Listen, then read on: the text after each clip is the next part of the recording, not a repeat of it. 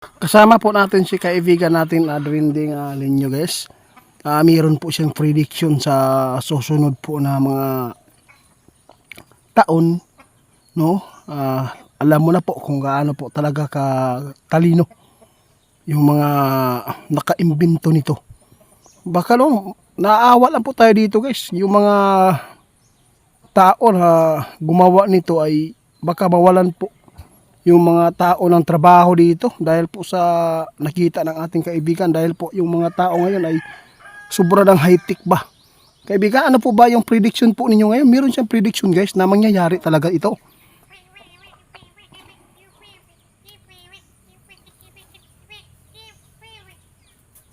Grabe. Ngayon ko lang po na laman po guys na meron pala na totoo talaga yung sinasabi ng ating kaibigan ngayon. Yung robot guys, no? Alam kong nakikita po ninyo yan po, no? Mautusan po. Natatakot po si kaibigan baka mawalan po ng trabaho yung mga tao doon sa mga tulad po ng mga malalaking establishmento, di ba?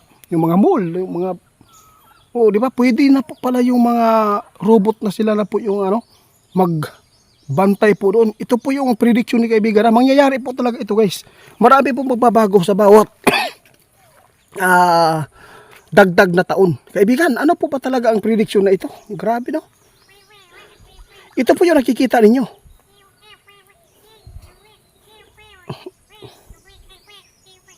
Diyos ko. Kung mananaig po yung demonyo dito guys, no? Yung mga antikristo ba? Pwede nila magagamit po yan. Yung mga robot guys, pwede yan pumatay ng tao. Grabe.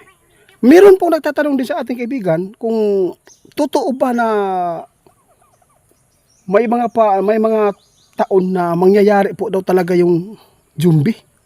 Yun po. Ha? Naku po. Akala ko sa naku po. Grabe itong mga prediction na sinasabi ng ating kaibigan guys. No? Sinabi niya po ngayon, yung robot baka mawalan po baka mawalan po yung mga tao ng trabaho dahil po diyan. Kasi yung mga tao ngayon guys, sobrang high-tech na. No, pwede po nilang gawing trabante na yung robot, di ba kaibigan? Ito po yung nakikita po ninyo ngayon na mangyayari. Kailan po kaya ito? Hindi po daw niya sasabihin guys pero hindi pa naman po ngayong 2028, hindi pa. Basta mangyari ito.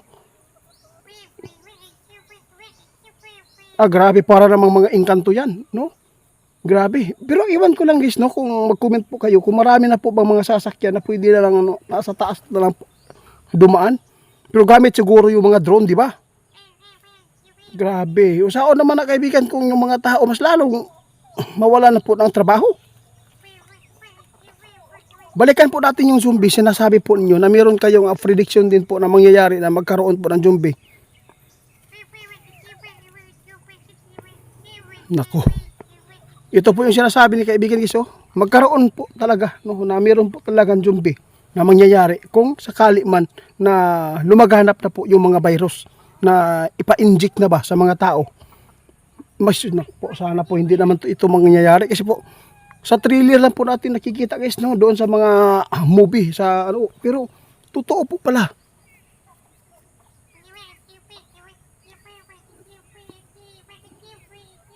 Iwan ko lang kaibigan kung buhay pa ba kami kung mangyari yan. Sabi po ni kaibigan, malay mo. Oh, buhay. Ngayon ako po. Buhay ka pa dyan. Maabutan mo pa yung ganyan na mga prediction namin. Ito po yung nakakatakot guys. Sinabi ng ating kaibigan, kung paitan manananaig yun talaga yung mga antikristo guys. Pwede lang manggamit guys. Yung mga sinasabi po nilang kaibigan natin na yung mga robot na pwedeng pumatay ng tao, pwede yan. Gagamitin lang po nila yung at saka yung zombie na sinasabi po ng kaibigan natin na prediction po nila, mangyayari po din yan. Kapag ang tao na lumalaganap na po yung virus po na i-inject po sa tao, kung meron pong mangyayari guys, pag merong taong na-i-injectan po niya yan, pwede yan maghawa-hawa, pwede yan makakagat ng tao, pwede yan magkaganyan. Kaya dapat po talaga na mas maganda po talaga na maipaabot natin yung pang-advance pa ng mga prediction ng ating kaibigan. Kung ano man yung mga prediction ng iba, basta yung sa amin guys, no? Walang edit-edit po ito, no? Talagang ano, kung meron tayong na mali na mga ipinapaabot, nasa inyo lang po talaga kasi tao tayo ay nagkakamali talaga.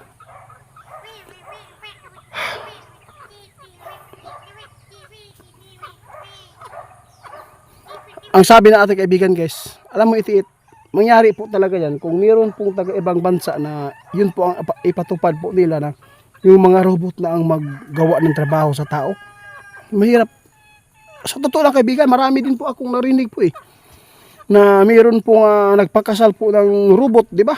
Meron pong kasama po nila yung robot.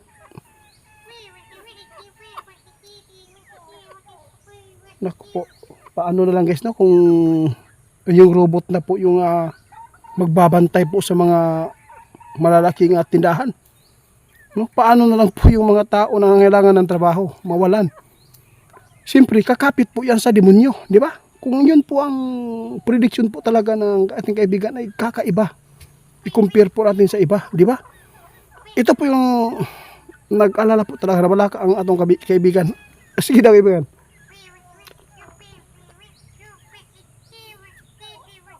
Oo. Kung pakikinggan po sa lahat ng mga normal na tao ay yung pinapaabot nila katatawanan at saka hindi ka panipaniwala. Pero yun po ang totoong buhay guys. Yun po ang totoo na mangyayari. Ito po ang ibig sabihin po niya. Kung sakali man na manaig ang demonyo dito sa mundo ng tao, sila man ang mamumuno, no?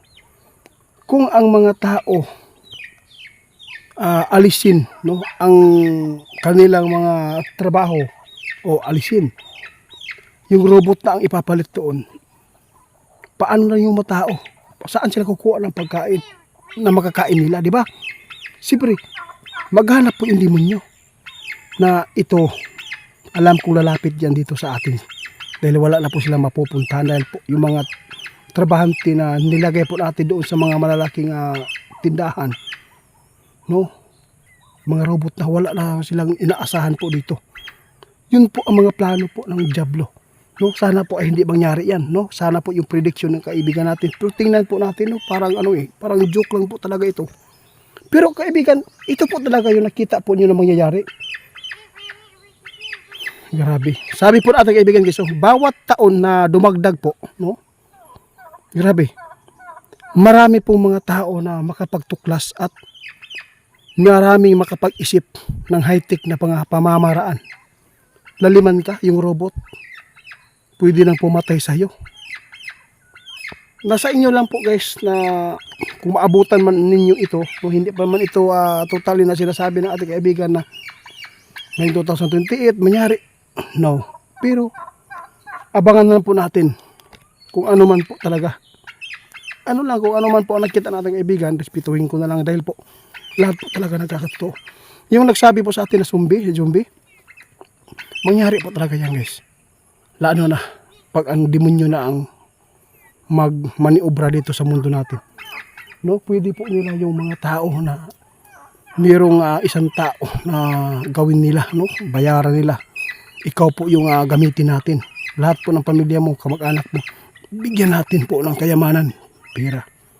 Basta ipapasok ko po itong virus para po ay magawa-hawa. Dapat po makakagat ka para po maraming po mga maging tulad mo, no? Ito po yung mga babala ating kaibigan dapat talaga ipaghandaan, no? Dapat po magdasal na po tayo lagi. Salamat kaibigan sa ipinabot ng mga prediction mo. Salamat po itong prediction guys, katatawanan po ito.